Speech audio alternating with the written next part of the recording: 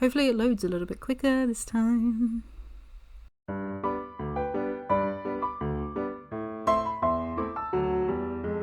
Is it only charging when it's locked? Excuse me. Oh, of course, there's so much crap. I can't believe all this time I knew I was in control. Boom, boom, boom, boom, boom, boom, boom, boom, boom, boom, boom. Hiya, my name's Eleanor, and welcome to the episode 0 of my first ever series that I'm starting. There's going to be a lot of first evers here because obviously it's the start of the channel. So I'm going to be starting a Whimsy Stories legacy. I've never actually done one, although if you watched one of my other videos you will see that I consider myself a legacy starter rather than a legacy player. I have never been able to get past Generation 3 in a legacy, not even in The Sims 3, which was basically where I started being obsessed with The Sims. So this is my attempt to actually get there. Not Generation 3, but like finish. I really like the look of the Whimsy Stories legacy, and I will put a link in the description for the actual rules. I think it's just a Tumblr post so you can see it, but I'm also in the process of making up like a Google Doc with the information specifically for this legacy that I'm doing with my characters, and I'm just really excited to get everything started out. This video needs to go up in like 3.5 hours, and I've only just started filming it, and I've already almost lost my voice because I've been singing all morning because I've been setting up for this. And episode 0 is like introducing you to the concept, introducing you to the world, and making sure that everything is kind of set up right. And I am going to be doing a little bit of setup in this video just to see if it works. So for Gen 1, the description is without a home, but not without love. Our story begins as most stories do, with endurance. You are homeless. You've gone out into the world with nothing but a tent and a dream. As a child, you never had your own home. You were bounced from place to place, always dreaming of a suburban home to call your own, with a family of your own. As you have since you were a young child, you long for a life of normalcy. You are tired of everything around you being turbulent and broken, so you search for joy in the mundane. Life is lonely at first, but fortunately you find love with another homeless sim. You have nothing, but it feels like absolutely everything with your partner by your side. You are a carefree, nature-loving and naive dreamer. Some may call you a hippie, but you just call yourself happy. From the ground up, you create.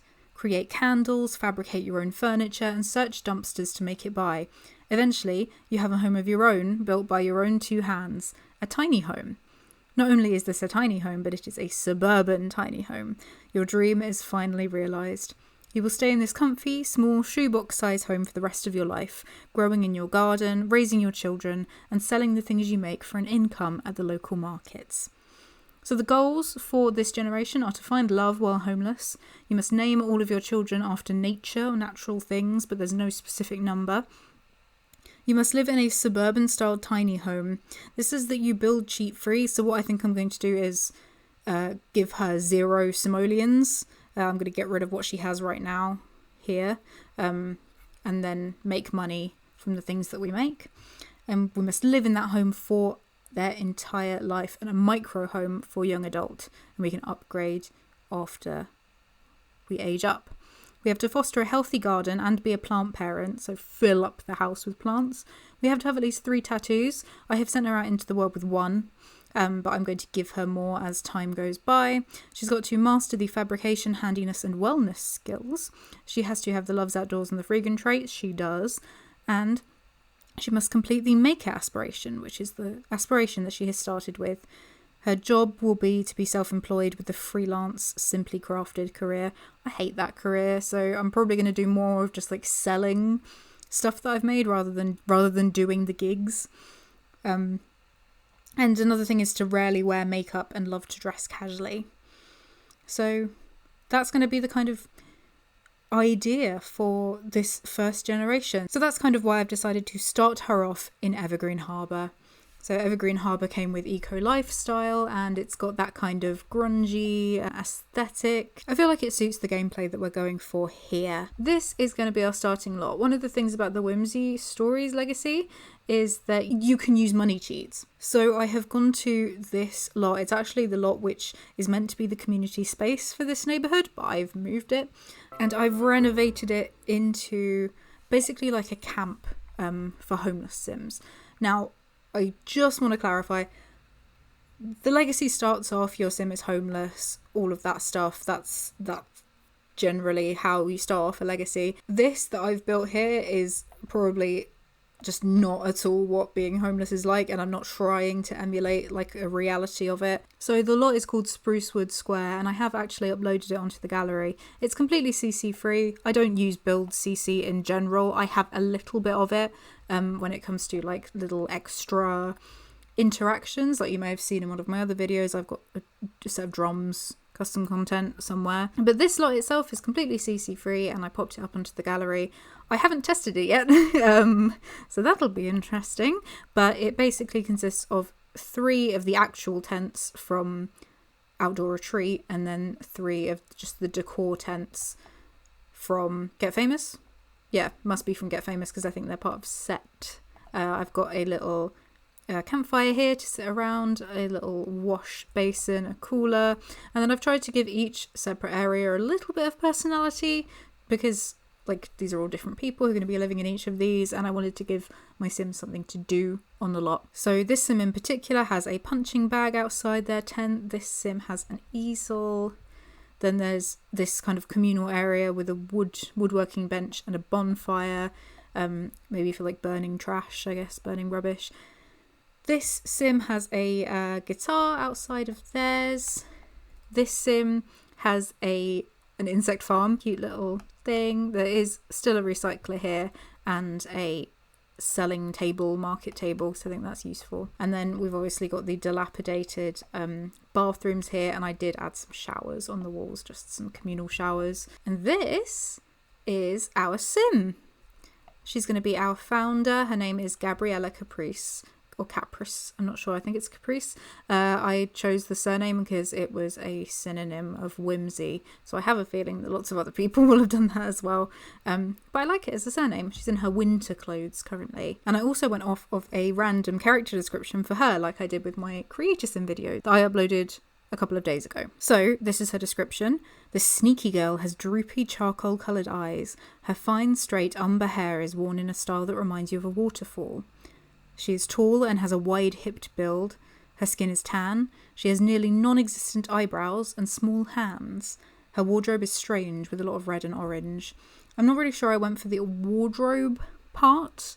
The rest of it I kind of did. Her colours are kind of red and purple and yellow, really. So Gabriella, let's have a look at her Simology. I have tons of mods. If you're interested in anything that you see on screen, just like ask in the comments, be like, what's that mod, how do you do it? Because if I listed all of the gameplay mods that I was using, it would genuinely take forever.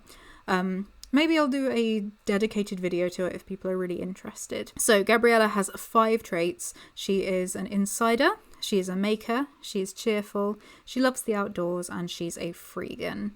And she has Muser, which is from her creative aspiration that I chose for her, the Master Maker aspiration. She's also left-handed. Interesting. Did you know that is actually in the game?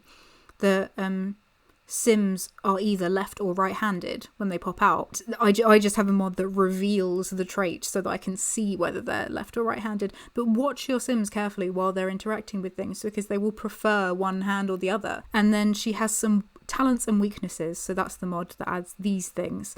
She is not quite memorable with her acting, so she has a weakness for acting. It will take her longer to build up that skill. It will also take her longer to build up the comedy skill because she's an average joker. But she's a coding genius, so she's going to build the programming skill a lot quicker than the average Sim, and she is good at charisma. She has a strong presence, and she would also be happy to have a child right now. Your situation isn't fantastic, my love, to be honest, but you know what? Want what you want. Would be happy to have a child. That doesn't mean that we're going to start trying right away, does it?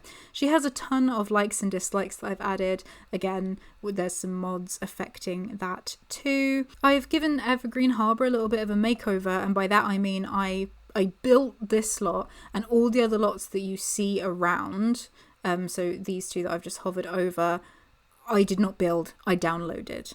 And I have them like saved in my gallery at the moment. I think I'll just have to link you to the builds that I've used as and when they appear in the gameplay. Anything other than this lot and eventually her home lot when we end up moving her into a house, everything else was not made by me. It was downloaded from the gallery. So yeah, I'll pop links to these two in the description. This is just a little house that I gave for the Tinker family to move to because I stole their house for the community space. So this is the Tinker family's much smaller house. And this is the community space. I believe this was made by Plouf, who, if you speak French, I highly recommend. She's an awesome simmer. She really got me back into Sims 4 after a big lull, because she's just so creative. So honestly, yeah, even if you don't speak French, just go check out Plouf. I'll link her in the description. Et Plouf, si vous êtes là, j'aime bien votre contenu.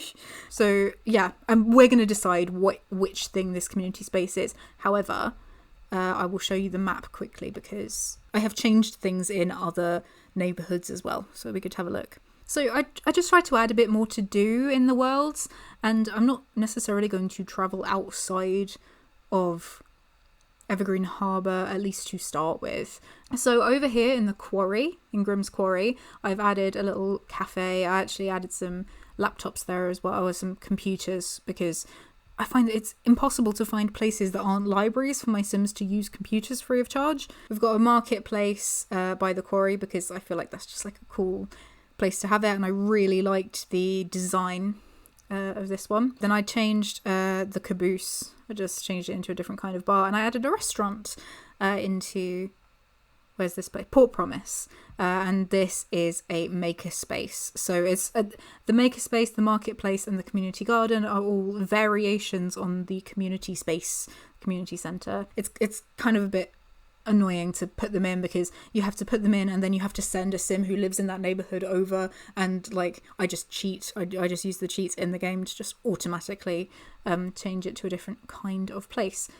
So I thought it would be really useful to start off with a marketplace and a makerspace so that we have access to things that we need, because she's not going to have access to most stuff in her little community here. I've also left the NPC families the same as well. I don't really play enough in Evergreen Harbour for them to be boring to me yet, and I think they're quite cute, to be honest. We're not going to marry any of them because part of the rules of the challenge are that you have to fall in love with another homeless sim. So that's going to be any of the families that generate, any of the NPC families that generate, possibly as vendors in the market or vendors for other stalls around the neighbourhoods. I can feel my voice going. I'm so sorry. I left this way too late, and I basically haven't stopped singing since the morning. So she's got to pick a tent.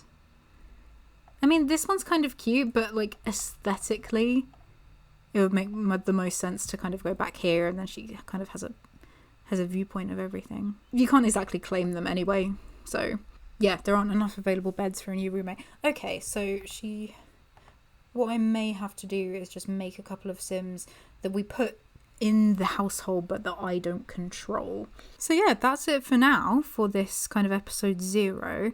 I hope I haven't forgotten anything. If I have, I'll probably do a weird voiceover in the middle just to tell you about it. And yeah, if you have questions about stuff, do check for links in the description, because I may well have linked stuff down there that's useful. If it's not in the description, please leave a comment and ask me about it. The next video that goes up will be going up on Monday evening, and that will be a Creator Sim collab.